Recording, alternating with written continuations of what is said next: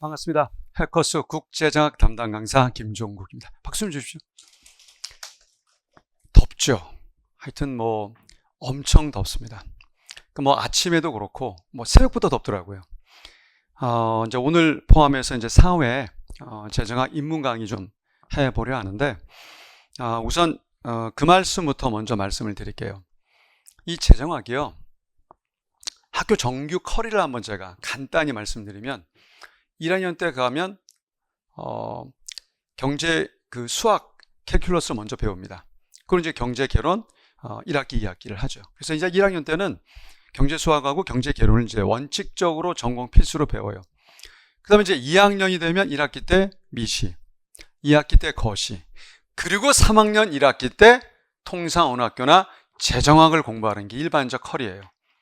제가 이제 그 말씀을 왜 드리냐면, 재정학 수업은 원래 원칙은 뭐를 공부했음을 전제해야 된다고요. 경제학이요. 근데 우리는 주관식 공부를 하는 그런 시험 준비하는 사람이 아니잖아요. 우리는 단지 객관식 시험을 준비하는 사람입니다. 혹시 객관식 재정학이 들어있는 시험이 혹시 뭐 있는지, 우리 세무사 재정학 말고 또 있는 거 있는지 혹시 아시는 분? 관심이 없으시죠? 있습니다. 경관이라고 경찰간부, 소관이라고 소방간부, 그쪽의 재정학이 선택으로 있어요. 그 이외에는, 과거에는 재정학이, 제가 이제 첫 입문을 재정학 행시 2차 강의로 이제 제가 입문을 했었는데, 전공도 제 전공은 원래 재정학입니다. 근데 이게 이제 선택 과목 행시도 없어졌거든요. 다 이제 필수만 있다 보니까 재정학이 없어요. 그럼 제가 한번 물어보겠습니다. 2차도 아니고요. 단지 1차고요. 게다가 그 1차는 객관식이고요. 분명한 사실은 미시, 거시 전부 다 공부하고 분명히 들어야 맞는 건데, 그럴 필요 있을까요? 없을까요? 없어요. 근데 이제 그래서 아이러니하게도 입문 강의가 굉장히 중요합니다. 제가 4회 정도 분량으로 해서 정확하게 재정학이 무엇이다를 전체 다 해드릴 거고, 요걸 그대로 이어가서 이제 개념반, 그 이후에 객관식 반까지 쭉 이어가시면 합격에 아무 지장이 없는 정도가 아니라, 요번에도요, 그분 연세가 좀 드신 분인데 50대 중후반인데도 딱 한 개 틀렸어요. 올해 시험에 딱 한 개 틀렸습니다. 그 정도입니다. 그러니까 쭉 따라오시면 별거 없어요. 그래서 이제 혹시라도 이제 마지막 제가 최종 정리해 주는 거에 거의 다 나왔어요. 쭉 커리 따라오시면 별 어려움 없이 붙으시는데 아무 지장이 없을 겁니다.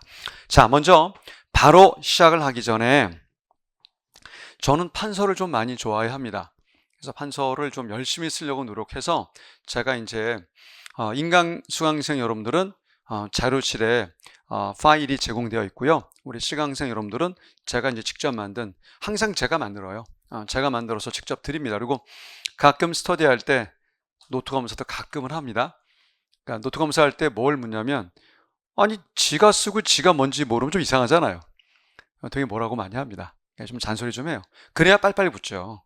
여러분들 1차 붙고 난 다음에 2차 올인하시면 굳이 재정학 그 이상 할 필요가 없는 건데, 그죠? 그러니까 이제 저랑 수업 때만 잘 쫓아오셔도 아무 어려움이 없어요. 자, 먼저 시작해 보겠습니다. 제일 처음에 제가 이거 하나 물어볼게요. 판서는 여러분들 좀 드린 거, 오른쪽에 제가 빈 공간 드렸죠. 실강생 여러분들은 왼쪽에 내용이 요거 있고요. 오른쪽에 빈 여백이 있으니 그때 판사하시면 되겠고, 인강생 여러분들은 혹시라도 PDF 파일을 올리는데 빈 공간 넣으면 이제 복사비가 더 많이 드실까봐 그건 뺐습니다. 그러니까 이제 시강생들은 제가 이렇게 해놨고, 인강생들은 판서 공간은 뺐으니까 감안하셔서 판사하세요. 물어보겠습니다. 재정이 뭐예요? 아니, 우리가 재정학을 배우는 거니까 최소한 재정이 뭔지는 좀 먼저 공부해야 되지 않겠습니까? 재정이 뭡니까? 그냥 쉽게 말하면 나라 살림살이를 재정이라고 그래요. 나라 살림살이. 자, 묻겠습니다. 나라 살림살이 하려면 일단 들어오는 돈이 있어야 되죠? 정부 입장에서 수입이 있어야 됩니다. 주 수입원은 뭘까요? 세금입니다. 제가 T라고 약자를 쓴다 해서 저게 뭐냐라고 하실 분 없겠죠? 뭐의 약자겠습니까? tax. 그러니까 세금은 분명히 수입이 되는 겁니다. 그 다음 무엇도 필요합니까? 지출도 필요하죠. 그죠? 지출. 제가 영어 단어 G를 써볼게요. 이건 뭐의 약자 같아요?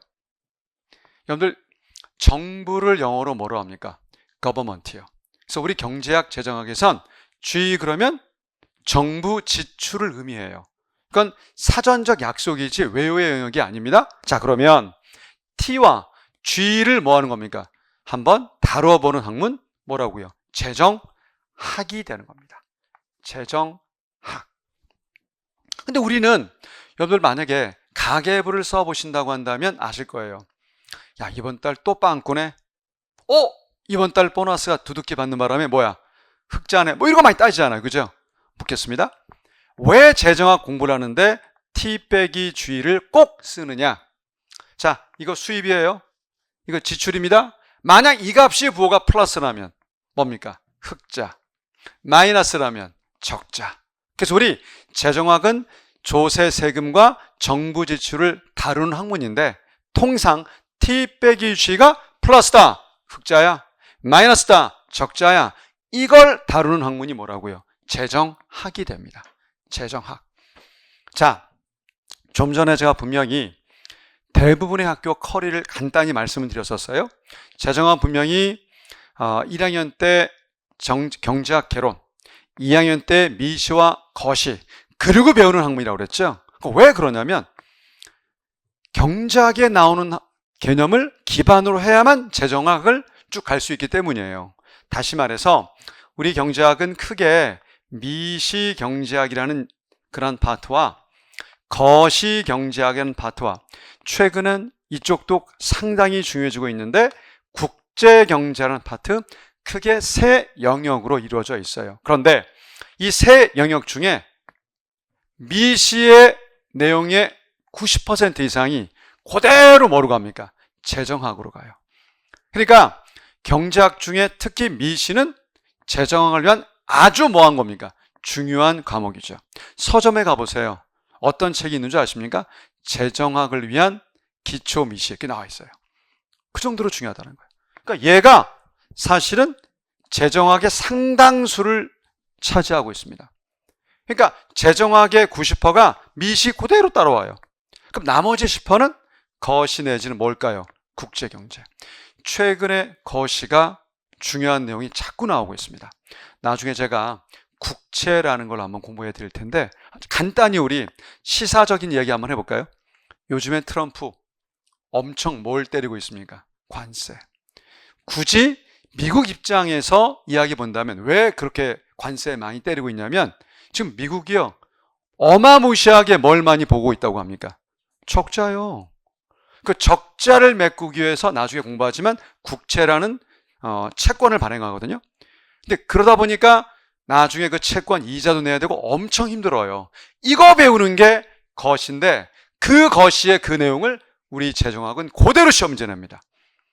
하나도 거르지 않아요. 그래서 요즘에는 미시가 상당수였는데 거시의 일부도 낸다 안 낸다? 낸다. 게다가 국제경제학도 찔끔 내고 오려고 하고 있습니다.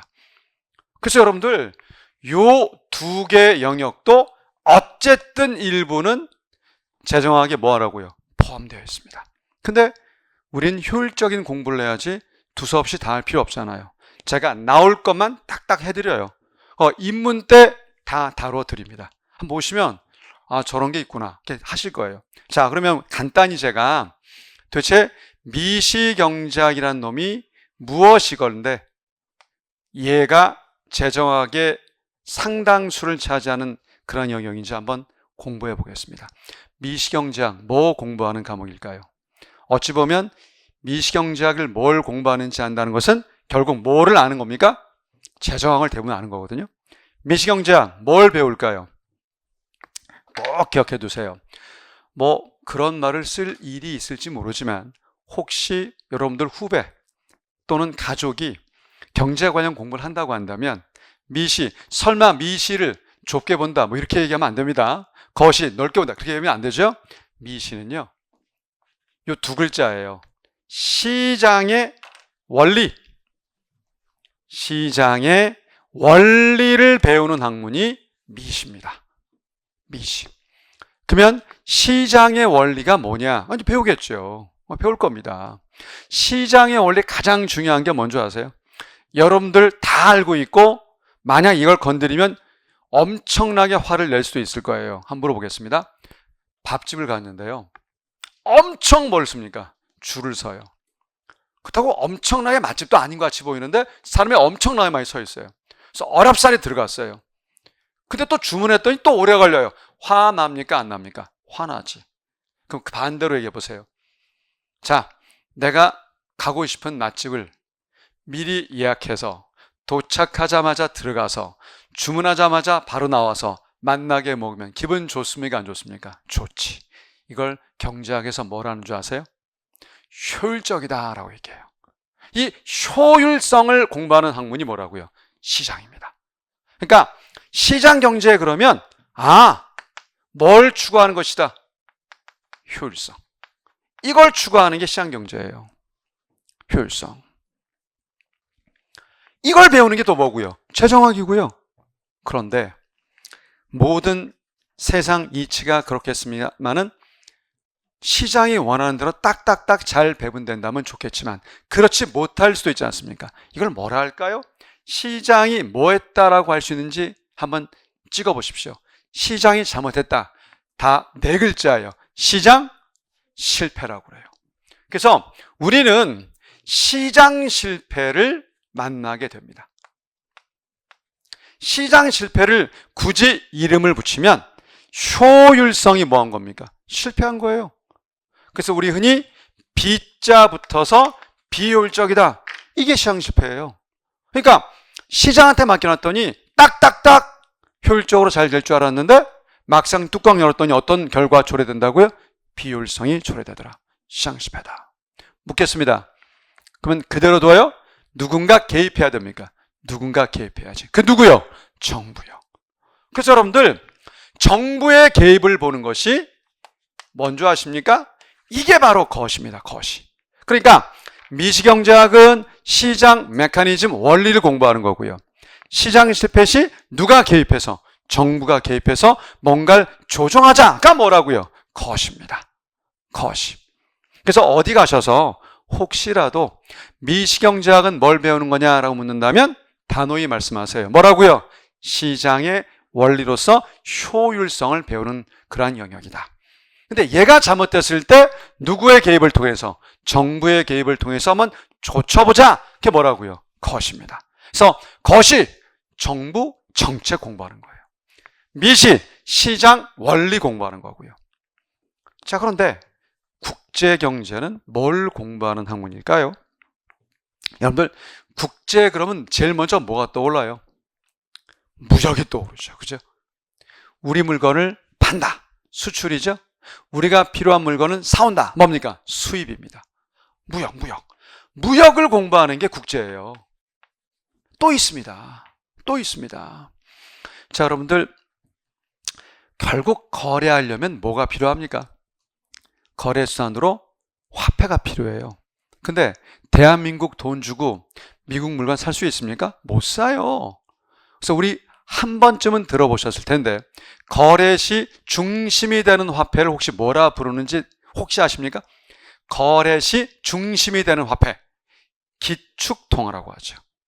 현재 누가 기축의 위치를 튼튼히 잡고 있습니까? 미국 달러. 그죠? 이런 것들 관련되는 게 바로 금융의 영역이에요. 금융의 영역.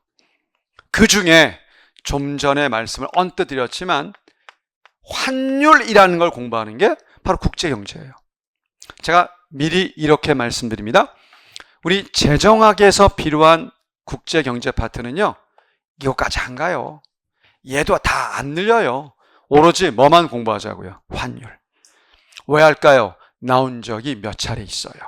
그래서 얘까지 포함시키면 됩니다. 그럼 저는 이렇게 말씀드릴게요. 재정학은 미시의 시장 영역을 뭐한다? 공부한다. 그 다음에 거시의 정부정책을 공부한다. 그리고 국제경제에서 무엇까지 포함시키자? 환율 메커니즘. 제가 환율이 뭔지 우리 입문 때 깔끔하게 정리시켜 드릴게요. 평생 가는 비법이 있어요. 이 세 개를 우리 재정학의 전 영역이라고 해요. 중심이 됩니다. 그러니까 미시거시 국제 전 영역 중에 이런 것들을 공부하는 게 뭐다? 재정학 파트가 됩니다. 자, 제가 하나 물어볼게요, 여러분들. 일단 사전 조사는 안 했지만 여기 계신 분 중에 근데 물어보나 마나 대부분이 그래요. 제가 어느 강의를 하던 제가 이제 우리 해커스와 거의 오랜 기간을 하고 있습니다. 그래서 12년도에 제가 해커스가 처음에 어학원 모기업이죠. 그리고 이제 우리 해커스 공무원학원 오픈했을 때 창립 멤버고요. 그 뒤에 경영 아카데미도 마찬가지고 지금은 이제 공무원, 회계사, 그다음에 세무사. 세무사는 제가 원래 이제 시간이 모자라서 그동안 회계사 쪽을 많이 했고요. 회계사는 제가 처음부터 계속 여기서 관여했고, 그 다음에 이제 우리 강남 캠퍼스 공무원이 철수하면서 그 시간을 이제 세무사를 좀 해드리고 있고, 노무사 최근에 좀 강의를 하고 있습니다. 그러니까 열심히 해커스와 함께 쭉 해오고 있어요.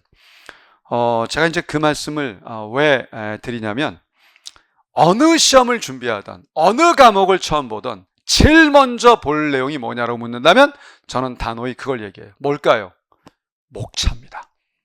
어느 과목도 특히 처음 볼 때는 뭐를 먼저 봐야 되겠습니까? 목차를 먼저 봐야 돼요. 목차를. 그러니까 저는 첫 수업 때 항상 해드리는 게 목차 정리예요. 목차 정리. 제가 기본서로 쓰는 그 기본서의 목차에 준해서 목차를 빠르게 한번 총점검을 해드리면 재정학은 한 단어로 이거 공부하는 거구나를 알게 될 겁니다. 자, 해보겠습니다. 먼저 재정학은 미시거시 국제 중에 미시의 상당수를 포함시키고 있다고 하는데, 참 신기한 것은 재정학도 마찬가지예요. 그래서 첫 단원이 시장의 효율성 공부하는 게 재정학 첫 장을 차지합니다. 그 다음 2장은요 시장 실패 이야기를 하는 것이 2장이에요. 여기 다 목차입니다. 1장 재정학 뭐라고요? 시장. 2장은요 시장 실패. 그 다음 미리 제가 얘부터 먼저 볼게요. G가 아까 제가 뭐라고 그랬습니까? 정부, 지출. 그죠? 그래서 목차를 한번 써볼 텐데 3장이 이 G와 관련된 이야기입니다. 공공지출도 좋고요. 정부 지출도 좋습니다. 그러니까 정부 지출 그러면 약간 협의의 개념이고, 공공지출 그러면 광의의 개념이라서 공공지출이라고 제가 말씀 한번 드려보겠습니다. 이거 공부하는 게 3장이 됩니다. G와 관련된 이야기예요. 제가 최근에 이야기 한번 해드릴게요. 여러분들, 정부가 특정 사업을 펼치려 드려요. 가령 도로를 깐다, 공항을 새로 건설한다. 어떤 일을 맨 먼저 하는 줄 아십니까? 혹시 예타 분석이라고 들어보셨나? 예비 타당성 분석. 이게 이거예요. 비용 편익 분석. 여러분들 되게 주요 내용입니다. 이거 굉장히 중요해요. 이거 공부하는 게 뭐라고요? 3편 공공지출 파트예요. 그래서 공공지출 파트가 그런 거 배우는 거구나. 일단 자, 이제 저는 요거 잠시 보려 하고 T와 관련된 영역을 한번 쭉 보려 합니다.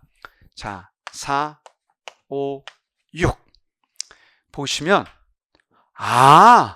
재정학은 한 단어로 그거 공부하는 거나 될 거예요. 그래서 유일하게 재정학을 세무사 시험에 들어있는 이유가 바로 거기 있어요. 자, 이 공통 글자 먼저 한번 잡아보세요. 맨 처음 뭘 배우느냐? 여러분들, 내가 이거 하기 전에 꼭 이 말씀을 드려요. 저만 왔다 갔다 할게요. 상단에 보시면 공부 세팅, 그래서 제가 이름, 이해, 반복 이렇게 되어 있죠. 그죠?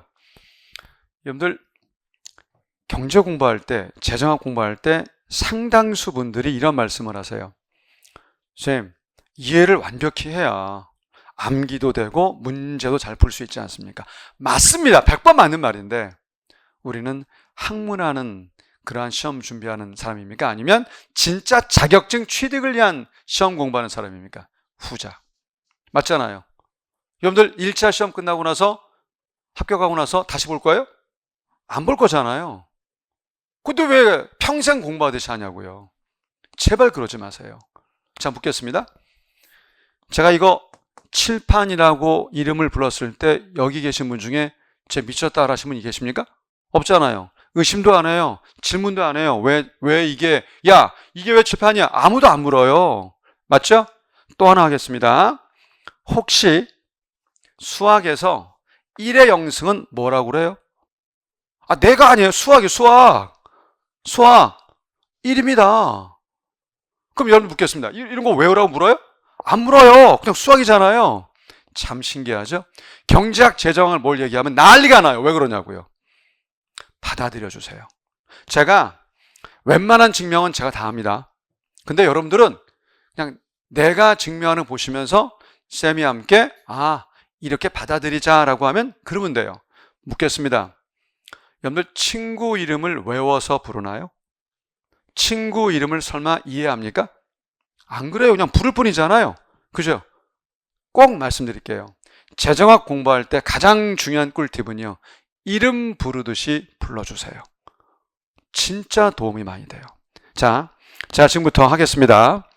요거 한번 읽어보실래요? py분의 px. 자, 뭐를 읽었습니까? py분의 뭐요? px. 아무 지장 없잖아요. 그죠? py분의 px. 제가 지금부터 이렇게 얘기할게요. 적어도 여러분들이 학원 오셨을 때 칠판을 한 번이라도 안 본다? 아마 그건 불가능할걸요? 볼 거 아니에요. 그죠? 그러면 칠판을 보자마자 뭐라고 외쳐요? py분의 px요. 이거 한다고 돈 듭니까? 힘들지 않아요. 이거 전부 다 기껏해야 7개 정도밖에 안 돼요. 이렇게 제가 네이밍 하는 게. 자, 칠판을 보자마자 뭐라 외칩니까? py분의 px. 관계없어요. 자꾸 읽어야 돼요. 그러면 나중에 py분의 px의 정체를 알게 되면 재정학의 반 이상이 얘가 차지해요. 정말 중요합니다. 제가 바꿀게요. 칠판의 닉네임이 뭐라고요? 칠판의 닉네임이 뭐라고요? py분의 px. 그럼 여러분도 혹시라도 왜 그래요? 이해해 줄게요. 그렇게 하지 말라고요. 그럴 필요 없어요. 친숙하게 들어두세요. 그러면 본 수업 때 제가 pypx가 이거다 그러면 이해가 잘 되고 훨씬 정말 친숙해져요. 재정학 빨리 정보 방법은 친숙함에 있습니다. 그래서 뭐 하라고요? 이름 부르듯이 자꾸 불러주셔야 돼. 그러니까 처음에 그 단어 자체에 자꾸 매몰돼서 이해하려고 노력하지 마시고 친숙해지세요. 그러면 나중에 이해가 더 빨라져요. 그런 차원에서 제가 뭐를 말씀드리냐면 4장은 진짜 중요한 장입니다. 핑크로 씁니다. 색깔 저 남발하지 않습니다.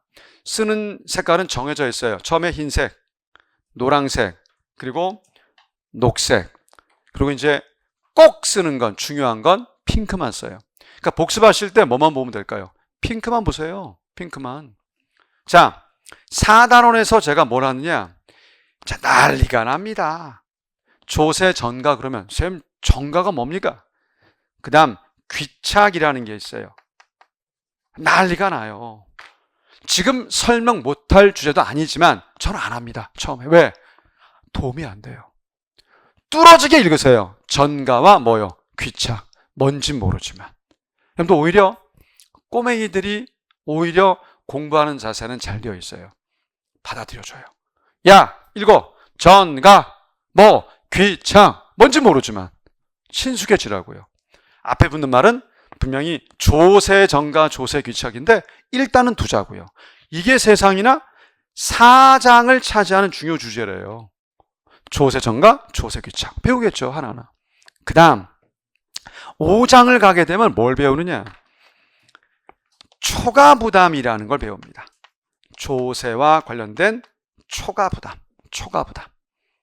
자, 그러면서 최적과세라는 걸 또 배워요. 정체를 봐야 될 거 아니에요. 그죠? 다 조세 얘기예요. 조세 전가, 조세 귀착, 초과부담과 최적과세. 계산 문제 제가 20초에 풀게 다 해드립니다. 그러니까 걱정 안 하셔도 돼요. 자, 6장. 6장이 상당히 의미 있는 장이에요. 여러분들 어떤 목차를 보셔도 목차에 이 단어가 들어있으면 항상 주의하세요. 경제적 뭐요? 효과. 중요한 장입니다. 그러니까 만약에 뭔진 모르겠는데 목차를 봤더니 경제적 효과라고 나와 있으면 제일 중요한 장이에요. 왜 그렇죠? 경제학, 재정학은 뭘 묻는 겁니까? 그 효과를 묻는 것이기 때문에 가장 중요한 장이에요. 참고로 6편의 앞에 이제 개별 조세 있는데, 제가 개별 조세는 노랑이로 써요. 왜 그러느냐? 제가 이제 5급 지금 국립외교원 시험도 강의를 하고 있습니다만은, 사실 조세 얘기할 때 세무사 준비를 하는 친구가 아니라면 조금 힘들어요. 이 내용을 잘 모르니까 얘기를 많이 해줘야 되거든요. 근데 여러분들은 어쨌든 아주 잘 배우실 겁니다. 세법 시간 때 뭐 훈협쌤이나 재훈쌤한테 자세히 배울 거기 때문에 너무 편하더라고. 그러니까 오히려 내가 뭐로 하는 게 괜히 민망해요. 하지만 경제학적으로 제가 넣어드리는 게 있기 때문에 요거는 소홀히 할 수는 없지만 세무사 시험에선 별건 없다. 왜? 여러분들이 주력이 뭐니까? 세법 공부니까. 요거는 제가 그래서 핑크로 표시하지 않습니다. 개별 조세를 재정학 차원에서 쭉 한번 뭐 하겠다? 일독할 겁니다. 그런데 이게 중요한 게 아니라 뭐가 중요하다고요? 자, 가장 중요한 것은 경제적 효과예요. 자, 그러면 제가 한번 묻겠습니다. 지금 4장, 5장, 6장을 봤더니 모두 누구 얘기예요? 세금 얘기예요. 세금이요. 굳이 한글로 번역하면 조세 영역이에요. 자, 묻겠습니다. 세무사 재정학 시험을 위한 재정학은 한 단어로 뭐 공부하는 과목이라고요? 조세 공부하는 과목입니다. 조세. 지금 보시면 목차가 압도적으로 많아요. 그죠? 그러니까 원래 재정학은 세금과 정부 지출을 모두 공부하는 것인데, 특히 세무사 공부를 위한 재정학 파트는 세금 쪽이 압도적 비중이 높아요. 그럼 목차 보시면 확연합니다. 그래서 1장이 시장, 2장이 시장 실패, 3장 정부 지출 차원의 공공지출, 나머지 4, 5, 6장이 모두 뭐다? 세금 얘기예요. 그런데 웃긴 게 있습니다. 명명하기를 이제 제가 기타 주제라고 명명을 해요. 7이라고 하겠습니다. 과거의 재정학 시험은 기타 파트는 별로 안 냈거든요. 최근은 너무너무 많이 내고 있습니다. 이 기타 주제가 들어보시면 이게 정말 만만치 않을 텐데 라는 생각을 하실 거예요. 자, 처음으로 녹색으로 설명 한번 해보겠습니다. 4가지 주제를 말씀드리면 저런 것도 잘 나오겠구나 하고 아마 공감하실 겁니다. 첫 번째 주제가 뭐냐? 여러분들, 경제학의 아픈 손 2마리가 있어요. 경제학의 아픈 손 2마리. 첫 번째, 어떻게 해야 지속 성장할 수 있을지 그 원리를 탐구하는 게 1번의 아픈 손이에요. 경제학에. 근데 이 경제학의 그 지속 성장 요인은 많은 경제학자들이 많이 연구하고 어느 정도의 공감대를 할 수 있는 그런 이론을 만들어냈지만, 두 번째 아픈 손은 그 누구도 명쾌한 답을 아직까지도 주고 있지 못해요. 혹시 뭔지 아십니까? 제가 말씀드리면 다 공감할 겁니다.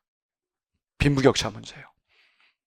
자, 묻겠습니다. 어떻게 해야 소득 분배가 공평할까요? 자신 있게 말씀하실 수 있으면. 아무도 없어요. 아무도 없습니다. N등분이요? N등분이 가장 공평한가요? 이미 공산주의가 무너지면서 의미 없음이 입증됐어요. 힘들어요. 그래서 우리는 소득 분배 관련을 반드시 봅니다. 시험 문제 어마무시하게 잘 나와요. 소득 분배. 좀 걱정이죠. 지금 오늘도 뭐 거의 40도까지는 아니지만 40도에 육박할 정도로 지금 높단 말이에요. 그럼 어떤 걱정이 엄습해 옵니까? 전기는. 그죠? 아니, 지금 한전 엄청나게 누적 적자가 심화되고 있다고 하는데, 물론 나라 기업이긴 하지만 그거 어떡할 거예요? 그리고 요즘에 다 아시죠? 약간 주식 얘기 한번 해볼까요? 초창기 때는 뭐 AI, 뭐 인공지능 엄청나게 얘기 많이 나왔었습니다. 근데 더불어 뭐가 지금 문제되고 있습니까? 뭐 데이터 센터 운영도 마찬가지지만 엄청난 뭐가 문제래요? 전기 수요가 지금 문제되잖아요. 그죠? 그러니까 원전 사업도 지금 막 다시 각광받고 있지 않습니까? 지금 우리 전기요금을 지금 이 상태에서 그대로 둘 수 있겠습니까? 앞으로 없겠습니까? 없을 거란 말이에요. 그죠? 뭐라고 합니까? 공공요금이에요. 그럼 전기만 있습니까? 또 있어요. 또 뭐도 있어요. 아니 지금 전기만이 아니라 지하철 요금, 버스 요금 장난이 아니에요. 힘들어요. 그러니까 공공요금 관련 이야기는 당연히 물을 수밖에 없어요. 찰렙니다. 엄청나게 많이 내고 있어요. 자, 제가 좀 전에도 언급을 해드렸지만 이거는 솔직히 여러분들 재정학을 공부한다, 세무사 시험을 공부한다, 이거와 관계없이 진짜 한번 우리 긴장해서 한번 생각해 볼 점이죠. 여러분들 차용증이 뭐예요? 차용증 법적으로 돈 빌리고 써주는 증서죠. 만기 몇 년, 이자 얼마 써주잖아요. 그죠? 그럼 묻겠습니다. 혹시 차용증을 나라가 발행하는 거 있는 거 아십니까? 나라가 발행할 수 있어요. 나라가 돈을 꼬우는 거야. 돈 있는 사람한테. 그러면서 뭘 발행합니까? 차용증을요. 그러니까 나라가 써주는 증서를 뭐라 부르느냐? 국채라고 해요. 공공기관이 발행하는 걸 공채라고 합니다. 묶어서 뭐 국공채, 뭐 공채 다 좋아요. 그래서 저자는 공채라는 용어를 썼기 때문에 저도 공채를 쓰지만 뭐 국공채, 공채 다 좋습니다. 자, 이게 왜 문제냐? 나라가 국채를 발행하면서 돈을 꼬았어요. 나중에 만기됐을 때 이거 누가 갚는 줄 아십니까? 대한민국이라고 한다면 중앙은행, 한국은행이 갚아요. 한국은행이. 근데 도대체 간에 계속 빚이 누적되면 그 이자도 눈덩이처럼 커질 뿐만 아니라 그 빚 갚다가 볼일 다 볼 수 있잖아요. 아무리 나라가 운영하는 거지만. 그죠? 최근에 이게 엄청 중요하다 보니 이 국공채 관련 이야기가 회계사 나오는 문제보다 더 어렵게 내고 있어요. 한두 문제씩은 세무사 문제가요. 저는 혹시 관심이 있으시면 보세요. 11년도부터 올해 25년도까지 전 기출을 자 우리 사이트 가시면 전부 다 촬영해 놨습니다. 기출문제 전부 촬영되어 있어요. 11년도부터 25까지 다 촬영되어 있어요. 그럼 왜 옛날 거 안 했냐? 저는 다 있어요. 문제가 다 있는데 옛날 거는 너무 많이 쉬워요. 그래서 저 솔직히 촬영하는 게 좀 민망해요. 최근 것도 11년도부터 넣어도 많이 있는 거 아니에요? 아마 우리 전체 학원 중에 한국에 있는 전체 학원 중에 인강상에서 기출을 다 풀이한 사람은 저 정도 있을 거예요. 제가 확인한 바에 의하면. 근데 뭐 그 뒤에 누가 했는지 모르겠지만 저는 25까지 다 되어 있습니다. 다 되어 있어요. 그래서 올해 이제 기출도 아마 제가 제일 빨리 기출 촬영해서 올렸었습니다. 하여튼 빨리 찍어요. 우리 회계사 쪽도 제가 경제학 어려웠는데 전 학원 중에 제가 제일 빨리 찍어서 올렸습니다. 유튜브에 다 있으니까요. 그 사실 보면은 옛날에는 별로 안 나왔어요. 기출이 없어요. 지금은요. 엄청 어렵게 내고 있어요. 엄청 어렵게 내고 있어요. 중요합니다. 요거 깔끔하게 정리해 드릴게요. 요거 되게 중요한 주제예요. 자, 이제 마지막. 이제 우리는 지방자치가 실시된 지 굉장히 오랜 기간이 이제 지났죠. 그러니까 원래 재정 그러면 통상 중앙재정만을 말했는데 지금은 이제 누구 재정도 중요합니까? 지방재정. 그래서 마지막 파트가 뭐라고요? 지방재정 파트예요. 자, 그러면 지방재정 시험 문제 잘 안 낼까요? 잘 낼까요? 잘 내요. 그러니까 이제 워낙 오랜 기간 세무사 시험에서 재정학이 출제되다 보니 어느 특정 파트만 잘 내지 않아요. 골고루 내고 있어요. 골고루. 40문항이나 되기 때문에 사실은 충분히 다 커버할 수가 있어요. 이게 뭐라고요? 재정학 전 분야의 목차예요. 전 분야. 자, 단호히 말씀드리지만 어느 과목을 공부하셔도 반드시 맨 먼저 뭘 봐라? 목차를 봐라. 그래서 목차를 통해서 내가 뭘 볼지를 뭐 하자? 맛보기 하자. 여러분들이 할 일 뭔지 아세요? 제발 특정 개념을 처음부터 이해하려 하지 마시고 친숙해져 보세요. 굉장히 학습에 효과적이에요. 자, 저는 그걸 되게 좋아해요. 늘렸으면 줄이는 걸 되게 좋아합니다. 물어보겠습니다. 재정학 한 단어로 뭐 공부하는 거예요? 세무사 시험을 제정하기입니다. 뭐요? 조세. 아, 조세 공부하는 거구나. 굳이 재정학에 맞게 얘기한다면 뭐 배우는 거라고요? 경제적 효과. 요게 재정학 공부하는 거예요. 좀 더 늘린다고 한다면 시장 실패, 공공지출, 전가와 규착, 초과부담과 최적과세, 개별조세와 경제효과, 그리고 기타 주제, 소득음대, 공공요금, 공채, 국지방 재정이 있다. 좀 희한한 게 하나 있습니다. 뭐가 희한하냐? 여러분들 재정학 시험 문제에 사람 이름이 나올까요? 안 나올까요? 막 짜증나요. 사람 이름 나와요. 회계사 경제학은 단 한 채로 낸 적이 없어요. 내면 안 되죠, 사실. 사람 이름 왜 물어? 원리를 물어야지. 근데 이제 재정학 쪽에서는 자주 물어요. 자주 묻습니다. 그런데 아무리 여러분들이 경제를 처음 하시고 재정학을 처음 하셔도 내분 정도는 솔직히 시험과 관계없이 상식적으로도 알고는 계셔야 돼요. 해보겠습니다. 아마 이분은 그래도 난 이것이라 믿습니다. 아담 스미스. 경제학의 대표죠. 자, 이분과 쌍벽을 이룬다고 합니다. 특히 이제 거시경제 이 공채 얘기할 때 되게 중요한데, 존 메이나드 케인즈라는 분이에요. 흔히 우리 케인즈라고 부르죠. 그리고 자꾸 사람 이름 자꾸 읽어야 됩니다. 한번 물어볼까요? 참 신기하죠? 이거 보자마자 사람 이름이라고 느끼니까 왜 아담 스미스야? 이름에 대한 궁금증을 갖지는 않을 거란 말이에요. 근데 어때요? 전가 귀착 그러면 궁금증이 생기죠. 그러지 말라고요. 얘도 사람 이름처럼 뭐예요? 불러주세요. 그래서 공부하면 더 빨라지는데 자꾸 참 사람이 편견이 큰 것이 사람 이름 그러면 제가 왜 이름이 케인지야? 이렇게 의심하지 않는데 요거 모르면 저게 뭐야가 오더라고요. 그러지 마세요. 그냥 이름일 뿐이에요. 이름일 뿐이에요. 그다음 이분 아주 중요한 분입니다.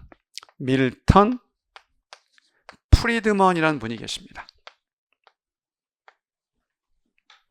자, 그리고 마지막 루카스 교수라는 분이 계십니다.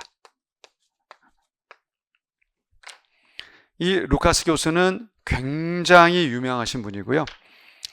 최근에 돌아가셨죠. 그래서 이제 이분이 많은 언론에 회자된 이유가 95년 정도로 기억하고 있는데 올해 노벨 경제학상 수상자 시카고 대학의 로버트 루카스 주니어 풀네임이요. 자, 루카스 교수가 이제 선정이 된 거예요. 근데 학림원에서 발표하면 뭘 줍니까? 막대한 상금 주잖아요. 근데 희한한 발표가 덧붙여졌어요. 상금은 엑스-와이프입니다. 전 와이프와 반반 나누겠다. 그 난리가 난 거예요. 아니 왜 상금을 나눠? 게다가 전 와이프랑 왜 나눠? 그러면서 이제 많은 사람들이 이제 이 사람의 업적에 대해서 궁금해하면서도 왜지 추적하게 된 겁니다. 간단히 말씀드리면 이혼을 하게 됐어요. 그러니까 이혼 사유가 우리 궁금하지 않고요. 이혼 사유가 아마 이분의 사유가 있었던 모양이에요. 그래서 이제 와이프 쪽에서 야, 너 분명히 앞으로 노벨상 탈 것 같은데 부인이 인정한 거지. 노벨상을 타면 낙단 뭘 타요? 상금을 타요. 네가 나랑 이혼하려면 그 상금 탔을 때 반은 누굴 줘야 돼? 날 줘야 돼. 내가 그러면 이혼 도장 뭐 하겠다? 찍어줘야. 싫어합니다. 그래갖고 이쪽에서 이제 변호사 쪽에서 야, 무한 기간 없이 그렇게 얘기한 거는 법에 위반된다. 그래서 기간을 두자 그랬대요. 그래서 7년 이내라고 뒀답니다. 싫어합니다. 자, 물어보겠습니다. 실제 반반 나눠놨습니까? 안 나눠놨습니까? 나눴어요. 신기하게도 딱 7년째 나눠요. 실제로요. 하여튼 간에 굉장히 업적은 엄청납니다. 경제학에서 주는 업적은 어마무시하신 분이에요. 네 분 정도는 그래도 한번 외워라가 아니라 이런 정도는 좀 알아두셨으면 좋겠어요. 자, 제가 늘 그렇게 합니다. 늘렸으면 뭐 한다고요? 압축해요. 자, 한번 늘려보겠습니다. 재정학은 미시 상당수와 거시 및 국제 일부를 포함하는 과목이다. 그래서 시장 실패, 공공지출, 전가와 규착, 초과부담과 최저과세, 개별조세와 경제효과를 공부하고 더불어 기타 주제로 소득분배, 공공요금, 공채, 지방재정 등을 공부하는 과목이다. 근데 한 단어로 말하라 라고 하면 뭐 공부하는 거라고요? 조세. 그래서 재정학은 조세 공부하는 과목이다. 자, 이제 그러면 제가 이렇게 한번 서술식으로 목차와 더불어서 재정학을 한번 쭉 뭐 해봤습니까? 한번 살펴봤습니다. 자, 지금 나눠드린 프린트물 제본에서 드린 교재 좀 보시면 1쪽에 이런 말이 이제 떠 있고요. 그래서 오른쪽에 보시면 우선 공부 세팅에 맨 먼저 뭘 하자고 제가 해놨습니까? 이름 부르듯이 해봐라. 그리고 이해하고 반복해야 되는데 여러분들은 자꾸 이해를 먼저 하려 들어요. 그러지 마시고 마치 그 꼬맹이 애기처럼 친구 이름 부르듯이 부르시면 훨씬 효과적이에요. 진짜 좋은 방법 중에 하나입니다. 참고로 제가 요거 하나 좀 말씀을 드릴게요. 쭉 가는데 뭔가 좀 어려운 내용이 나오고 이해 1도 안 된다고 나오면요. 이 방법 강추합니다. 다이소에 가면요. 이런 거 팔아요. 우리 학생들이 다 하더라고요. 그 표시하는 거 이 띠지 사셔서 전 하트를 되게 좋아합니다. 하트가 왜 하트예요? 히아트입니다. 그 남자가 아니죠. 이 히는 인간이죠. 인간이 아트로 보이는 게 사랑이잖아요. 어려운 문제를 만나시게 되면 이거나 이런 거 하지 마세요. 개인적으로는 별로 안 좋아 보여요. 하트 표시하시면 좋아요. 모른다 나오면 사랑 표시해 두시면 그럼 넘어가세요. 근데 그래도 못 넘어가면 엄마 성함 쓰면 돼요. 진짜로요. 나중에 여러분들이 결혼해서 애가 태어났는데 뭐 그때도 이런 자격증 시험이 있을지 모르겠지만 애들이 그 다음을 못 넘어가고 그 주제에 계속 매몰되어 있으면 엄마 아빠 입장에서 어떤 마음이 들 것 같습니까? 억장이 무너져요. 그러니까 저는 엄마 성함 써두시면 되게 좋아요. 그럼 넘어가요 그냥. 신기한 건요. 그리고 넘어가서 다시 돌려오면 3분의 2 이상은 저절로 알게 돼요. 대부분이 그래요. 그러니까 여러분들 자꾸 처음부터 모른다에 너무 집착을 하다 보니까 못 넘어가는 거예요. 재미 들을 게 없죠. 재미는 만드는 것이 누가 주지 않습니다. 재미를 만들어 가야 돼요. 모르실 땐 하트 표시하고 넘어가세요. 그럼 넘어가도 돼요. 자, 그 다음에요. 분명히 제가 대부분의 증명은 제가 다 합니다. 다 하는데 참 신기한 게 있어요. 여러분들 왜 그거 아실 거예요. 먼저 뭐를 하고 마지막 때 뭘 하냐에 따라서 이게 효과가 좀 다를 때가 되게 많이 있거든요. 만약 학문을 한다면 당연히 증명을 먼저 해야 돼요.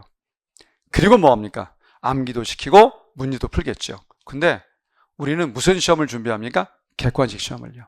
제가 만약 여러분들한테 막 재정학 이론을 이론 차원에서 정말 열심히 했어요. 그러니까 누가 봐도 이론 설명을 잘한 거예요. 근데 여러분들은 뭐 하는 줄 아십니까? 화가 나 있어요. 우리는 시험 준비지 뭐가 아닙니까? 학문이 아니잖아요. 그러니까 제가 이런 방법을 취해요. 먼저 작전을 먼저 말씀드려요. 문제 풀게 합니다. 문제 풀렸어요. 그리고 뭐 합니까? 증명해 줄게요. 제발 처음부터 증명을 원하지 마세요. 아무 소용 없어요. 그렇잖아. 시험 끝나면 끝날 텐데. 그렇게 하시니까 분명히 그분 재정학 올해 시험에서 한 개 틀렸습니다. 연세 굉장히 많아요. 거의 50대 후반이에요. 근데 저한테 딱 몇 개월 배우고 재정학 한 개 틀렸습니다. 딱 한 개 틀렸습니다. 그분 하라는 것만 했어요. 오히려 나이 드신 분들이 말 잘 들어요. 진짜로요. 진짜라니까? 어정쩡한 나이 있는 애들이 이제 본인이 뭘 하려다가 이제 실패하지. 그러지 마세요. 믿어도 돼요. 믿어보셔도 충분히 제가 잘 증명해 드릴 거예요. 그래서 처음에 증명에 너무 날 새지 마라. 나는 증명은 다 해드리지만 처음에 문제풀이 비법 먼저 말씀드리고 풀리고 난 다음에 증명을 하겠다. 그 다음 지금 뭐 이미 저 소개했죠? 몇 가지 색깔 쓴다고요? 4가지 색깔. 그래서 처음에 흰색. 중요도가 좀 있는 거는 이제 노란색이에요. 그 다음에 이제 네 번째 핑크가 가장 중요한 거고요. 녹색은 이겁니다. 중요하긴 한데 메인은 아닌 경우에 보통 이제 주의점을 할 때 제가 보통 녹색을 많이 써요. 그럼 여러분들은 제 색깔을 꼭 활용하지 마시고 여러분들이 색깔 만들면 돼요. 뭐 굳이 제가 쓰는 색깔을 이용하실 필요는 없습니다. 색깔 좀 이용해달라. 자, 이제 우리 그 다음을 한번 하도록 하겠습니다. 자, 다 됐고요. 자, 아까 제가 이제 말씀드린 거에 서술식으로 뭐 공부하는 과목이 재정학이라고 그랬습니까? 조세 됐습니다. 자, 두 번째입니다. 그러면 재정학은 상당수가 뭐라고 그랬어요? 미시라고 그랬잖아요. 그 미시가 뭐냐? 약간 짧게 설명했지만 미시는 좀 전에 언급하듯이 뭐 공부하는 과목이 미시라고요? 시장원리 공부하는 거예요. 시장원리. 자, 판서 좀 하겠습니다. 오른쪽에 판서하세요. 미시는 뭐 공부하는 거다? 시장원리 공부하는 거다. 시장원리가 뭔가요? 효율성. 그죠? 근데 우리는 왜 효율성을 추구하는 줄 아세요? 왜 효율성 추구할까요? 그 여러분들 생활의 달인이라고 그 코너를 보게 되면 김밥 말아서 팔아서 건물 지은 사람 얘기를 전에 제가 안 본 적이 있어요. 그리고 토스트 구워서 팔아서 건물 지은 사람을 또 봤었어요. 아니 도대체 김밥을 몇 개를 팔았는데 건물을 짓나요? 토스트를 몇 개를 만드는데 건물을 짓나요? 근데 그분들 보면 딱 그걸 느끼게 돼요. 자, 대기줄이 쭉 서 있습니다. 그런데 한 사람 김밥 많은데 왼종일 걸리면요. 그럼 뒷사람 뭐예요? 아무 의미 없어요. 어떻게 해야 됩니까? 초스피드로 뭘 해야 돼요? 빨리빨리 말았는데 만나게. 그리고 팔아야 뭘 벌 수 있습니까? 돈을 벌 수 있죠. 맞잖아요. 똑같은 비용이라면 수입이 많아야 뭐를 추구할 수 있습니까? 여러분들 혹시 이윤이라는 단어에 대해서 혹시 처음 들으셨다고 한다면 이윤이 뭐예요? 이윤은 자신이 번 수입에서 뭐를 뺀 단어를 이윤이라고 합니까? 비용. 그죠? 그러면 묻겠습니다. 똑같은 재료비가 든다고 한다면 이윤을 크게 하는 방법은 수입을 뭐 하는 겁니까? 많이 벌어야 돼요. 그 많이 벌려면 어떻게 해야 됩니까? 제한된 시간 내에 많은 사람한테 팔아야지. 그죠? 그래야 이윤이 뭐 될 수 있습니까? 극대화. 그러려면 효율적으로 생산해야 됩니까? 비효율적으로 생산해야 됩니까? 효율적으로. 그래서 달인들 보면요. 그 김밥 쌀 때 한 손에서 뭘 하는 줄 아십니까? 계란을 풀어서 계란을 뭐 합니까? 또 돌려요. 그 김도 잘 합니다. 그러니까 초스피드로 체계화되어 있어요. 그러니 수입이 늘어서 그 이윤이 뭐 될 수 있습니까? 극대화될 수 있죠. 그래서 우리는 시장은 효율성을 공부하는 것인데, 그래서 궁극적으로 무슨 극대화를 만나게 된다? 이윤, 극대화요. 그런데 여기서 이제 짧은 아픔이 생깁니다. 여러분들 혹시 극대화를 이루기 위해서 수학의 미분이라는 공부를 해야 된다는 거 혹시 아시는 분? 일단 제가 미분 오늘 합니다. 오늘 바로 할 텐데 미분은 제가 가르쳐 드린 것만 해도 아무 문제 없어요. 미분을 못하시면 재정학 시험 못 봅니다. 그건 어쩔 수 없어요. 반 가까이 수학 문제 나올 때 미분 못하시면 안 돼요. 미분을 해야 되는데, 자, 이 이윤 극대화의 극대화라는 말, 제일 크게 만든다. 요거 할 때 쓰는 비법이 여러분들이 제일 싫어하는 단어 중에 하나인 뭐예요? 미분이라는 단어예요. 미분을 해야 이걸 구할 수 있어요. 그래서 당연히 저는 미분 공부를 시켜드릴 겁니다. 오늘 자료에 있어요. 한번 넘겨보세요. 미리 맛배기. 페이지 넘겨보시면 3쪽에 그 밑에서 두 번째 보시면 아이 타이틀에 뭐가 들어있습니까? 미분이 들어있어요. 그죠? 들어있죠? 미분합니다. 오늘 다 합니다. 미분 안 하고서 방법이 없어요. 자, 다시요. 그러면 미시는 시장을 공부하는 것인데, 시장은 이윤 극대화를 추구하는 그런 과목인데, 이 극대화를 만들려면 뭐를 해야 된다? 미분을. 그래서 시험으로서의 재정학을 위해서는요, 우리는 무슨 공부를 반드시 해야 됩니까? 미분 공부를 반드시 해야 됩니다. 미분 공부를. 불가피해요. 이 자체가 메인은 아니지만 수단으로서 미분은 중요해요. 제가 이렇게 얘기해요. 재정학은 조세 공부하는 거다. 하지만 수단으로서 뭐를 해야 된다? 미분을 해야 된다. 오늘 할 겁니다. 바로 할 겁니다. 미분을 해야 돼요. 그 다음 마지막이요. 경제학은 서술식으로 설명할 수 있어야 되지만, 수리적으로 설명할 수 있어야 되지만, 가장 중요한 건 경제학의 꽃은 뭔지 아십니까? 결국은 그래프로 설명할 수 있어야 돼요. 그래프로. 그럼 여러분들 이제 쌤 재정학에서 그래프 나오나요? 안 나오는데 할까요? 엄청 많이 나와요. 되게 중요해요. 그래서 여러분들 재정학 파트 그래프 영역에서 엄청 중요한 게 있습니다. 자, 그 중에 요 세 가지 그래프가 너무너무 중요해요. 완전 경쟁이란 놈과 독점, 조세와 보조금, 외부 효과. 요 세 영역은 뭐가 필수라고요? 그래프가 필수예요. 엄청 중요합니다. 그래서 여기 보세요. 마지막 그래프식으로 세 가지를 볼 겁니다. 세 가지를 봅니다. 자, 맨 처음에 완전 경쟁이라는 놈과 독점이라는 친구의 그래프를 봐야 되고요. 그 다음에 세 번째 파트에 외부 효과라는 놈도 있어요. 시험 문제 안 낸 적 없습니다. 하지만 가장 중요한 건 역시 조세 관련 그래프가 중요해요. 조세 관련. 그런데 제가 조세와 뭐라고 쓸 거냐면 보조금이라고 쓸 거예요, 여러분들. 아니, 조세는 세금 걷는 건데 왜 같은 라인에 보조금이 있느냐? 간단히 물을까요? 여러분들, 정부가 국민한테 보조금을 준다. 그 돈은 어디서 나온 돈이에요? 세금 걷어서 뿌리는 돈이에요. 그러니까 모든 메커니즘이 보조금은 누구랑 같습니까? 조세와 같아요. 그래서 세 개의 그래프 중에 가장 중요한 조세와 보조금은 너무너무 중요해요. 오늘 할 겁니다. 바로 할 거예요. 그래서 제가 총정리하겠습니다. 어디 가셔서 재정학이 뭐냐? 세무사 시험을 위한 재정학이 뭐냐라고 하면 딱 세 개만 떠올리세요. 뭘 배운다고요? 서술식으로? 조세. 그 다음 수학적으로 뭘 배워야 됩니까? 미분. 세 번째는요, 그래프로 뭐요? 조세와 보조금 그래프. 이걸 공부하는 게 뭐다? 재정학입니다. 방향성이 있어야 공부를 할 거 아니야. 제가 제일 싫어하는 게 뭐냐면 어떤 과목이든 전체 목차 체계가 없는 상태에서 특정 파트만 안다고 그래서 합격하지 않습니다. 전 범위가 시험에 나오기 때문에 전체가 뭐 있는지 알아야 될 거 아니야. 그죠? 저랑 로비에서 혹 만났습니다. 툭 쳤어요. 야, 재정학 뭐야? 그럼 답을 할 수 있어야 돼. 뭐요?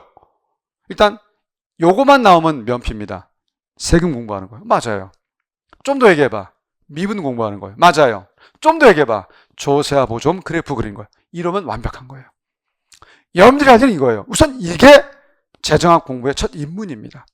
자, 그러면 제가 요거 나가기 전에 이번 시간에 뭐까지 해드리고 싶을 거냐면 시장에 대한 일반적 얘기를 좀 해보겠습니다. 여러분들 완전 경쟁 들어보셨나?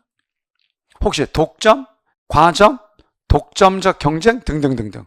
진짜 중고등학교도 나오는 경제학 용어죠. 이게 우리 재정학 시험의 메인은 아니지만 이걸 모르면 설명이 안 되기 때문에 당연히 설명할 수밖에 없어요. 자, 그래서 여기까지 해드리고요. 그 다음에 이제 어디 보시냐면 자, 쭉 넘어가 보십시오. 뒷페이지 프린트물 3쪽을 만나게 됩니다. 보시면 이제 위에 요게 재정학 관련 이야기가 있습니다.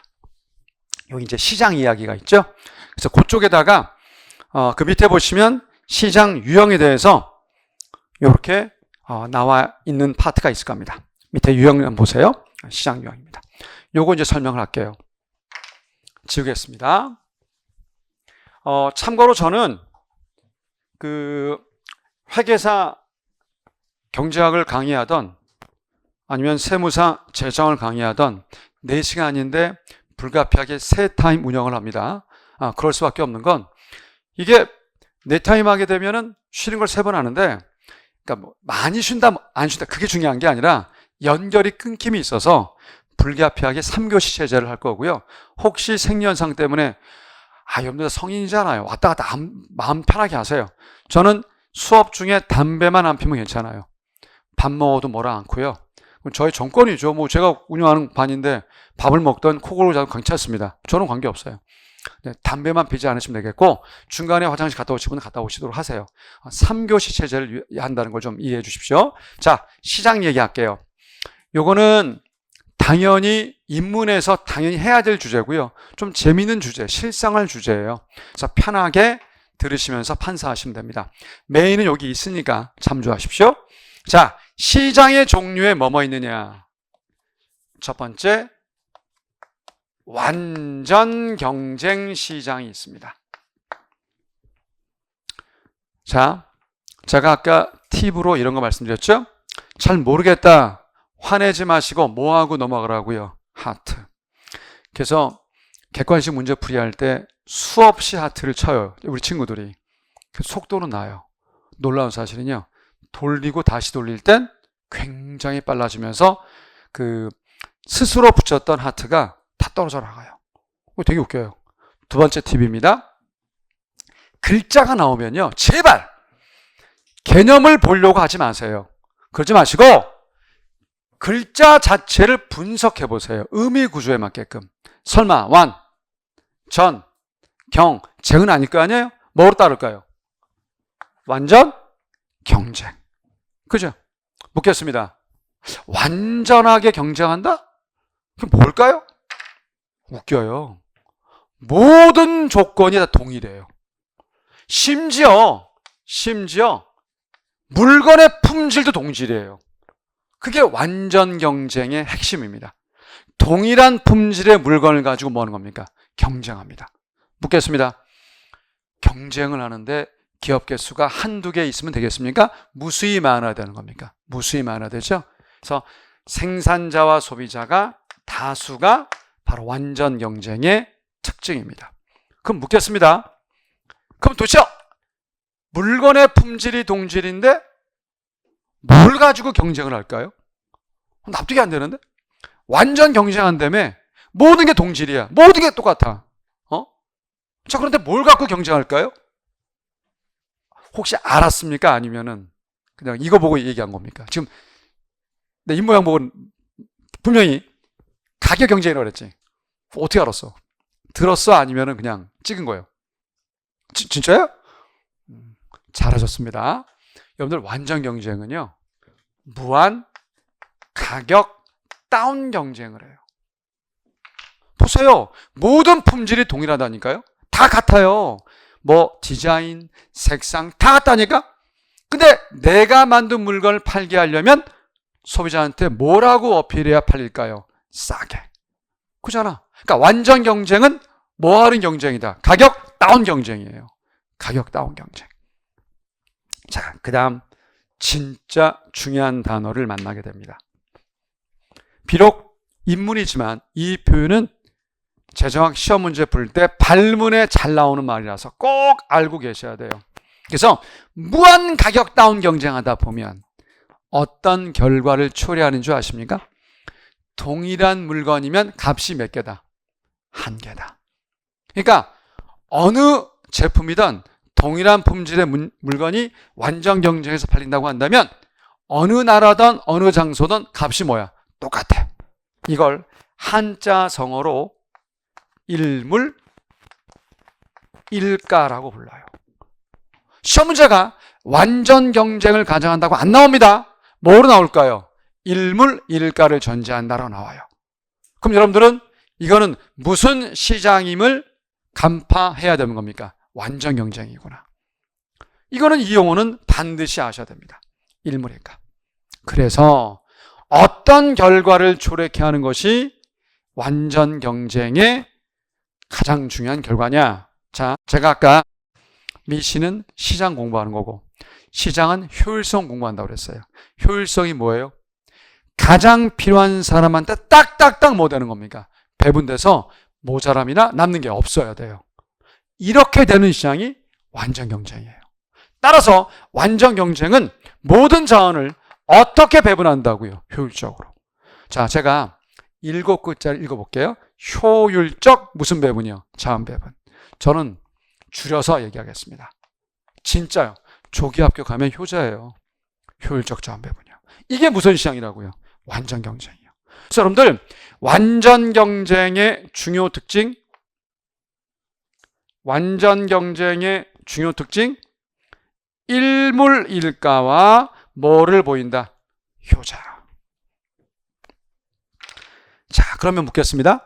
완전 경쟁이 있으면 당연히 무엇도 있을까요? 찍어봐. 완전 경쟁의 반대말, 불완전 경쟁이요. 불완전 경쟁이 있습니다.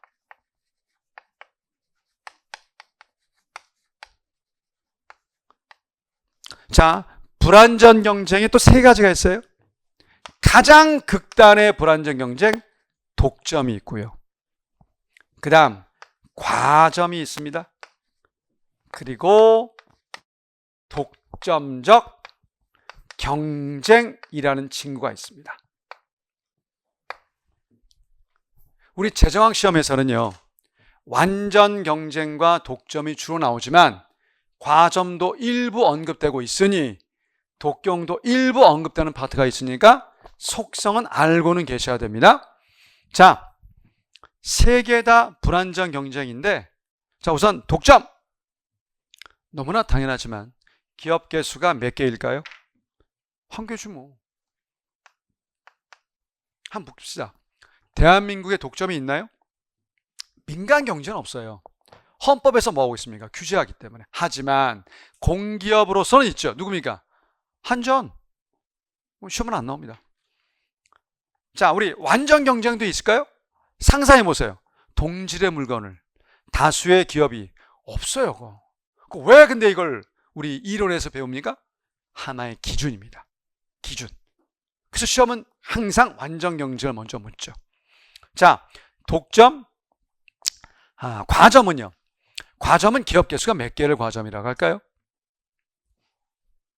제가 소수라고 딱 써드리면 여러분들 입장에서는 소수? 두세 개? 세네 개? 도대체 몇 개야? 라고 물어요. 이거는 정의하지 않아요. 왜 그러느냐? 그냥 소수라고 할 뿐입니다. 제가 한번 사례를 써드릴 테니까 생각해 보십시오. 여러분들 대한민국의 정유사가 몇 개 있어요? 정유사? 개수는 좀 잘 안 나와요. 자, 우선 GS 칼텍스, 또요 현대 오일뱅크, SK 이노베이션. 벌써 세 개예요. 자, 마지막 네 번째는요, 맞춰보세요. 소녀시대 유나가, 저 아이도 기억나요. 소녀시대 처음에 데뷔했을 때, 뭐 지금도 그렇겠습니다만은 센터에 누가 있었습니까? 유나가 센터에 있었습니다. 그래서 저 왜 기억하냐면 논문에 나와요. 실제. 아니, 소녀시대 유나가 왜 논문 나오냐? 이것 때문에 나와요. 그 당시 8시 30분 KBS 1일 드라마에 유나가 주인공이었었어요. 그러니까 아마 전략적으로 이제 홍보하려고 했겠죠. 근데 소녀시대 유나가 8시 30분 드라마, 제목은 몰라요. 드라마 나오기 직전에 광고가 나오는데 유나가 광고를 해요. 이 기름 광고를 합니다. 그러면서 이렇게 얘기해요. 자신이 광고하는 기름이 좋은 기름이다라고 광고를 해버려요. 어디입니까? S-오일이요. 그래서 모두 4개 있어요. 4개 있습니다. 그래서 분명히 정유사는 4개예요. 옛날에 가전 3사라 했었어요. 혹시 아세요? 3사? 우리 위에 에어컨 누구 에어컨이에요? 삼성입니까? LG입니까? 뭐 LG. 또 누가 있어요? 삼성. 또 옛날에 대우라고 있었어요. 지금은 이제 없으니까 LG와 누가 있습니까? 삼성. 그럼 몇 개예요? 2개. 그죠? 자, 옛날에는요, 포항제철, 포철, 포스코 지금 민영화돼서 그쪽만 있었어요. 제철소가요. 지금은요, 제철소가 포스코만 있습니까? 현대제철도 있습니까? 있습니다. 그러니까 몇 개라고 말하기는 이제 안 돼요. 그냥 소수라고 할 뿐이에요. 뭐다? 과점입니다. 자, 그럼 이제 마지막 뭐가 나왔습니까? 독점적 경쟁이 남았어요. 자, 글자를 뚫어지게 보세요. 독점적 경쟁, 독점적 경쟁. 이게 제가 사례를 말씀드릴 테니까 한번 생각해 보세요. 어른도 그렇지만 특히 애들은 어디 가는 걸 굉장히 싫어합니까? 치과. 그래서 우리 애도, 제가 딸 하나 있는데 어릴 때 정말 치과, 뭐 어떤 애기나 마찬가지겠지만, 근데 애기들이 치과 가자고 쪼르는 거 혹시 보신 분? 살면서 못 봤죠? 근데 우리 애가 어릴 때 맨날 치과 간다는 거야. 가고 싶다는 거야. 근데 내가 도대체 왜 제가 이렇게 치과에 미쳐있냐 했더니 막 웃더라고, 집에 계신 분이. 네가 가보래 같이. 그래서 쉬는 날 애들과 한번 가봤었어요. 나도 가고 싶더라니까. 진짜 그 어디 있었냐면요, 지금 없었어요. 그 삼풍백화점이라고, 옛날에 무너진 백화점 그 맞은편에, 지금 삼풍 아파트 있죠? 그 맞은편에 치과가 있었어요. 딱 들어갔는데 야, 이게 애들 천국이겠구나 하는 생각이 들더라고. 딱 들어갔는데요, 여기 천장에 5대의 애니메이션 TV가 있어요. 그래서 딱 지가 침대에 올라와서 누워야 이게 켜지고 보이는 거예요. 한 5분씩 나와요. 꼭 재밌는 게, 악당이 처음에 이기겠죠, 그죠? 그럼 화나잖아, 주인공이. 그러니까 주인공이 어디까지 가야만 이기는 게 나오는 줄 아세요? 원장님 그 테이블까지 와야만 이제 나오는 거야. 그러니까 애들이, 지 꼬맹이들이 침대에 올라가, 막 기어 올라가가지고 막 거꾸로 보는 거야. 쭉 돌면서 까지 오는 거야. 아, 이쁘잖아. 그 나는 처음에 놀랬던 게, 사탕인 줄 알았어. 뭐 이렇게 집어넣더라고. 물어봤더니 소염제래. 하는 거래. 근데 침 질질 흘리면서 지가 닦지도 않고 가는 거야, 이렇게. 그리고 웃기는 거, 주사 하나도 안 울어요. 왜? 울면 누가 져요? 주인공이 져요. 라고 그 간호사가 막 교육을 시키더라고. 안 울더라니까. 그래서 우리 엄마 아빠들은 편하게 잡지 보고 커피 마시고 써 떨고. 근데 솔직히 치료가 잘 됐는지 모르겠어요. 근데 어쨌든 뭐는 좋습니까? 스트레스를 안 받잖아요. 너무 좋았어요. 묻겠습니다. 치과가 대한민국 치과가 한 개입니까? 2개입니까? 수없이 많습니까? 수없이 많아요. 제 절친만 해도 치과에서 3명이나 돼요. 그러니까 수없이 많아요. 근데 애니메이션을 돌렸던 그런 치과는, 물론 내가 딴 데도 이제 찾아보지 않아서 그렇지만 거의 없잖아요. 그죠? 아, 다 경제이니까 분명히 뭡니까? 다수입니다. 그죠? 다수입니다. 그런데 뭔가 특이한 뭘 갖고 있다고요? 독점력을 갖고 있어요. 그죠? 독점력이 있어야 그리 갈 거 아니에요, 여러분들. 우리 애들이 왜 그리 갈까요? 애니메이션 도니까. 그잖아. 독점력이 있다는 거죠. 그러니까 분명히 뭔가 차별적 요소가 있다는 거예요. 이걸 상품 차별화라고 해요.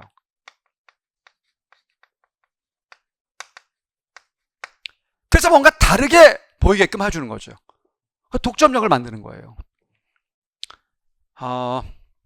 여러분들, 주유소, 요즘엔 주유소가 좀 잘 안 되죠. 옛날에는 주유소 잘 됐습니다. 주유소 한 2개만 있어도 재벌이었어요, 옛날에는요.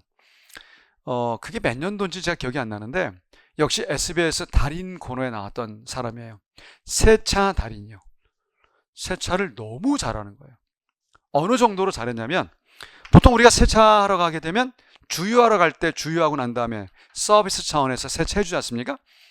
그러니까 세차를 맡기면 공짜로 하는 맛에 이제 했는데, 그게 그렇게 하다 보니까 좀 잘 안 닦이고 내가 원하는 세차가 안 될 때가 있잖아요.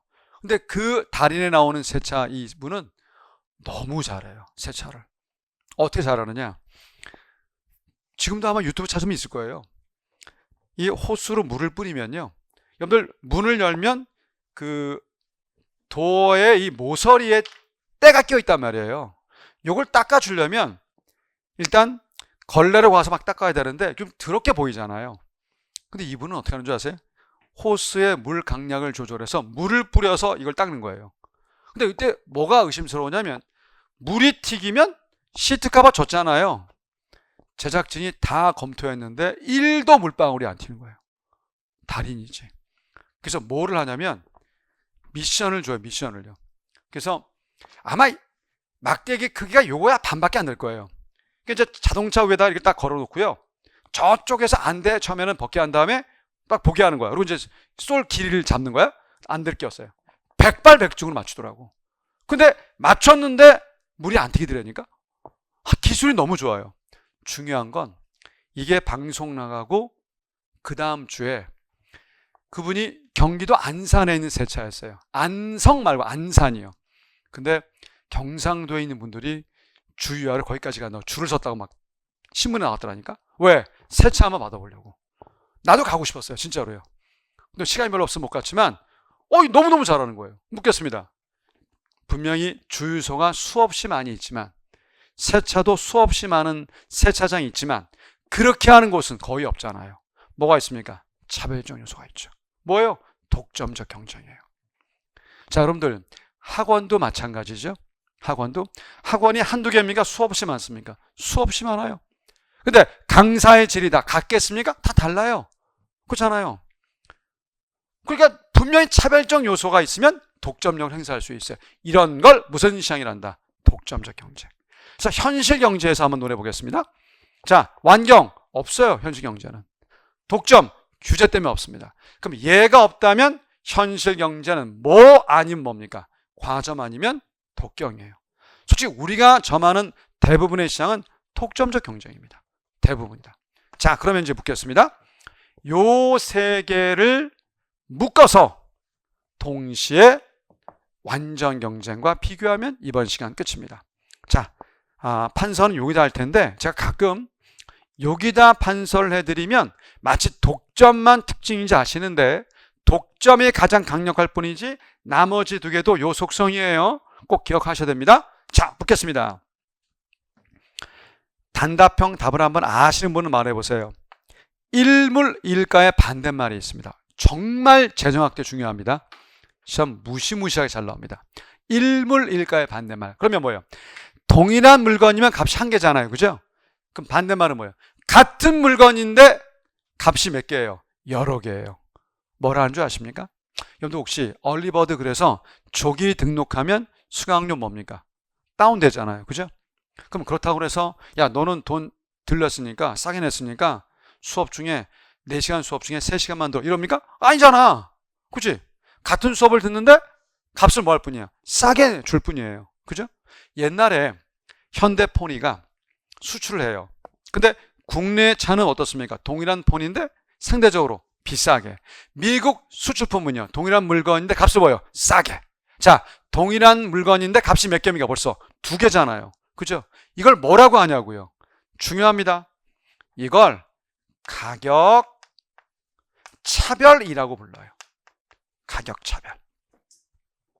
이거는 독점만의 속성이 아니라 독점 등 불안정 경쟁은 전부 다 가격 차별합니다. 전부 다 가격 차별해요. 자, 그럼 묻겠습니다.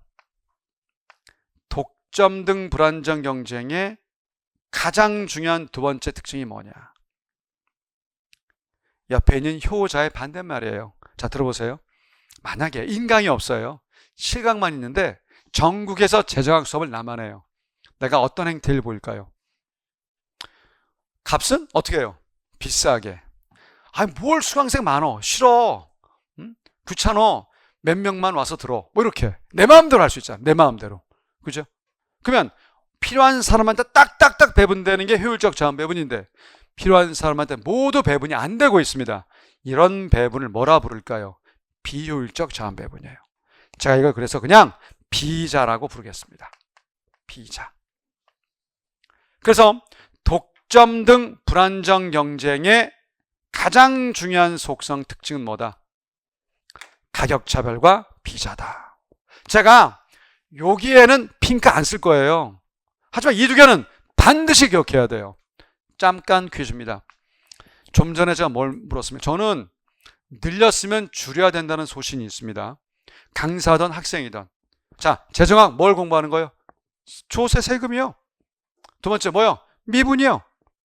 세 번째 뭘 한다고 그랬습니까? 그래프로 조세와 보조금 그래프 그리자. 됐죠? 두 번째 시장론에서 완경은 뭐의 특징이다? 일물일가와 효자. 독점 등 불안경 경쟁은 가격 차별과 뭐요? 비자.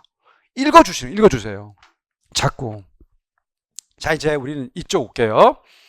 자, 그러면 과점과 독점적 경쟁에 대한 특징을 서로 한번 비교해 볼게요. 여러분들이 재정학이 아니라 회계사 경제학이라면 지금 하는 요 내용도 좀 알아두시면 더 좋겠지만 뭐 그렇진 않기 때문에 편하게만 들으시면 돼요. 자, 완전 경쟁은 무슨 경쟁한다고 그랬습니까? 가격 다운 경쟁. 그럼 독점은 경쟁할까요? 혼자인데 무슨 경쟁을 해? 얘는 경쟁 자체를 안 해요. X라고 할게요. 그러면 과점과 독경은 네, 경쟁을 합니다. 경쟁이 두 마리가 있어요. 하나는 가격 경쟁입니다. 가격 경쟁은 가격 무슨 경쟁이요? 다운 경쟁이요. 두 번째입니다. 가격 이외로 경쟁합니다. 이걸 비가격 경쟁이라고 불러요. 비가격 경쟁. 비가격 경쟁이 뭘까요? 가격 이외 걸로 경쟁하는 겁니다. 이외 걸로요. 자, 이거 하기 전에 요건 좀 다시 한번 써드릴게요. 그래도 한 번은 써두세요. 첫 시간이고 하니까. 과점의 본질 특징, 독경의 본질 특징. 제가 이제 요 얘기하면은 혹시 아이폰 계속 쓰시는 분은 좀 화가 나실 수도 있는데 제 생각이니까, 저는 우리 집 앞에 옛날에 삼성 서비스 센터가 있어서 줄곧 갤럭시만 써왔습니다. 근데 딸은 이제 아이폰을 써요. 그 사실 처음에는 아이폰 이뻤어요. 개인적으로 그렇게 생각했습니다. 이뻐요, 진짜로. 근데 최근에 걸 보면 삼성 갤럭시나 애플 아이폰이란 내가 보는 눈은 비슷하던데? 라고 얘기하면 또 아이폰 쓰시면 화날지 모르겠지만 일단 사이즈가 뭐해졌습니까? 아이폰 좀 커졌어요. 왜 그렇죠? 스티브 잡스가 있었으면 아마 안 그랬겠지만 왜 그렇게 바뀌었냐고요. 왜 바뀌죠? 이겁니다. 경쟁 기업끼리 서로 뭐합니까? 의식을 해요. 소비자들이 삼성 갤럭시 사이즈를 뭐하더라? 좋아하더라.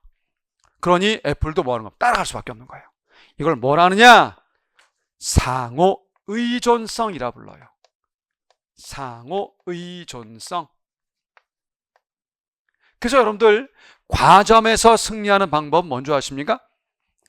상대 기업이 따라올 수 없는 기술을 갖고 있는 게 승리의 비결이죠.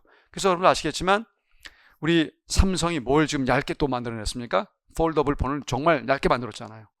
왜 걔네들도 따라가야 되는데 못 따라가고 있다는 거죠. 상호전성. 하지만 두 번째가 가장 중요한 특징이에요. 여러분들 혹시 짜고 치는 고스톱 두 글자로 뭐로 흔히 얘기할 때 쓰는 말입니까? 담합. 기업끼리 서로 뭐래요? 담합을 해요. 담합을. 소수의 기업만 있기 때문에 서로 담합을 합니다. 야, 왜 우리가 가격 다운 경쟁하냐? 그냥 너랑 나랑 입 싹 닦으면 끝인데. 담합을 해요. 담합을요. 요 두 가지가 누구의 본질 특징이라고요? 과점의 본질 특징이에요. 자, 그런데 독점적 경쟁은요, 얘 자체가 좀 전에도 말했지만 상품 차별화를 해야 됩니다. 이거 안 하면 살아남을 수가 없어요. 뭔가 이질적이지 못하면, 남과 다르지 못하면 그 기업은 존립할 수가 없기 때문입니다. 자, 이와 함께 이런 특징이 있죠. 그래서 다양한 소비자의 기호를 뭐한다? 충족시키고 있다. 이게 독경의 본질 특징입니다. 자, 그럼 일단 가격 경쟁을 하는지 안 하는지 한번 체크해 볼게요. 과점 할까요? 안 할까요? 합니다, 처음에는. 근데 곧 뭐 해버립니까? 담합을 해버려요. 그래서 제가 세모 평점을 줍니다. 세모 평점을 줄게요. 그 다음에 독경도 가격 다운 경쟁 할까요? 안 할까요? 여러분들 주유소에 주유하러 가보셨으면 아마 아세요. 우리 동네 주유소 앞에 편말이 붙어 있습니다. 우리 동네 주유소는 리터당 얼마야 라고 해서 1원이라도 싸게 팔려고 편말을 붙여놔요. 얘도 합니다. 하는데 본질 특징은 아니어서 역시 세모 평점을 줄게요. 세모 평점을. 자, 그러면 나머지 비가격 경쟁에 뭐가 있느냐? 자, 좀 전에 말했던 상품 차별화.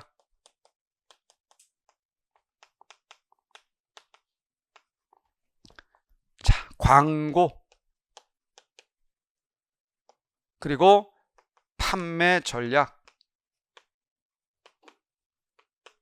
이게 중요한 비가격 경쟁입니다. 제가 그 가전제품 봤을 때 충격은 지금도 잊을 수가 없어요. 뭐냐? 혹시 여러분들 애플 TV 봐보시면 실물로. 그거 못 봤지? 나는 봤어요. 그러니까 옛날의 TV는 혹시 아시는지 모르는데 브라운관이라고 뒤에 이렇게 튀어나와 있는 진짜 밉상이었었어요. 지금은 전부 다 우리 어떻습니까? 벽걸이잖아요. 그죠? 근데 옛날에는 브라운관이 있어서 되게 밉상이었다니까? 그 시대에 애플이 TV를 소개했는데 깜짝 놀랐어요. 완전 보석 상자거든요. 완전 이런 보석 상자예요. 상자인데 뭘 합니까? 이번 열면 브라운관이 나오는 거예요. 모니터가. 닫으면 그냥 상자야. 와, 뭐 성능을 뭐로 봐? 이쁜데. 그렇잖아요. 진짜 무서웠어요. 그런 것들이 바로 상품 차별이에요. 디자인, 서비스 이런 것들이 상품 차별화입니다. 근데 상품 차별화가 본질 특징인 건 독경이지만 과점도 어느 정도는 하기 때문에 둘 다 합니다. 하지만 우리 비가격 경쟁의 가장 중요한 게 뭡니까? 광고죠, 광고.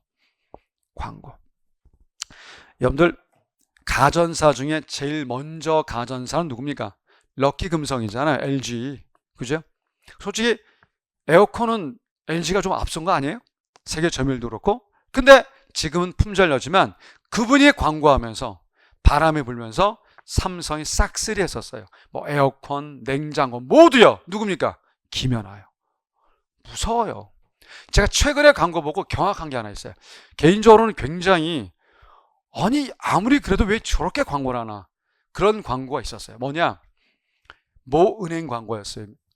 근데 그 세 분이 나오는데 세 분 다 쟁쟁해요. 맨 먼저 우리의 손흥민, 그 다음에 이명우, 그리고 그 안유진, 그 아이돌 다 잘 나가는 분이잖아요. 근데 세 분이 한 면에 대형 신문 화면에 나왔어요. 광고에. 누가 센터를 차지했을까요? 저는 정말 깜짝 놀랐어요. 아무리 그래도 그렇지. 누구였을까요?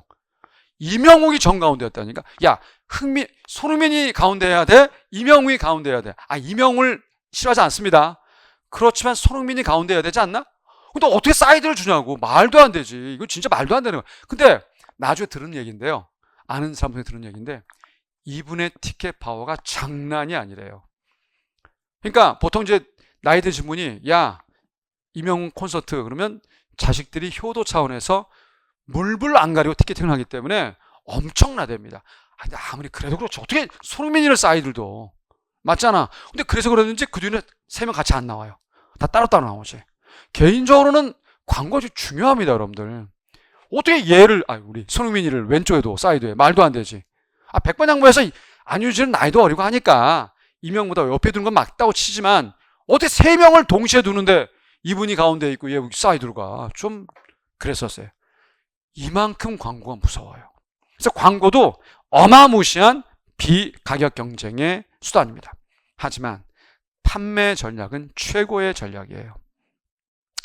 여러분들 혹시 코웨이 웅진이 원래 모기업이 옛날에 뭐였는지 아세요? 학습지 시장이었어요. 그러다 이제 웅진 코웨이 된 거죠. 물론 지금은 이제 소유주가 바뀌었지만 웅진 코웨이가 처음에 장산됐을 때 썼던 방법이 뭔지 아십니까? 렌탈 서비스요. 고객님 이걸 왜 삽니까? 렌탈하지. 그래서 몇 개월 넣으면 뭐야? 네 거 되는데. 판매 전략이에요. 이런 것들이 비가격 경쟁입니다. 자, 그럼 묻겠습니다. 요 비가격 경쟁을 과점에서의 이야기와 독경에서의 이야기 중에 누가 치열하게 한다고요? 요거를 요 두 개 중에 누가 치열하게 한다고요? 제가 사례 드릴게요. 학원은 전형적인 독경이에요. 학원 간의 광고의 액수를 따져보세요. 그거랑 자, 과점의 세계적 과점 누가 있습니까? 삼성과 애플이요. 광고 액수만 한번 따져보세요. 비교가 안 돼요. 누가 훨씬 치열합니까? 과점이 치열해요.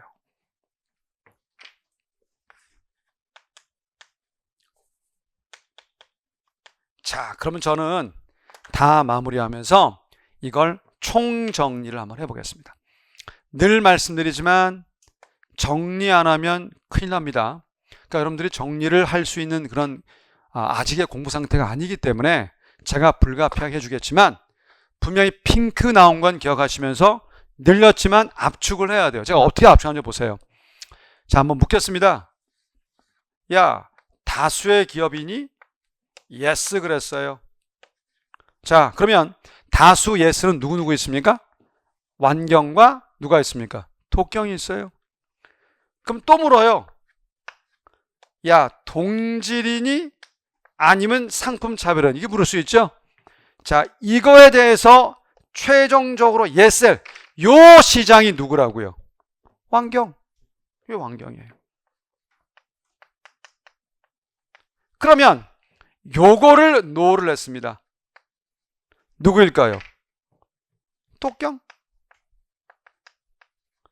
자, 그 다음 다수에 대해서 노를 했습니다. 그럼 뭐 있어요? 한 개 아니 뭐요? 소수. 그럼 또 물어요? 또 묻겠습니다. 자, 한 번은 yes, 한 번은 no예요.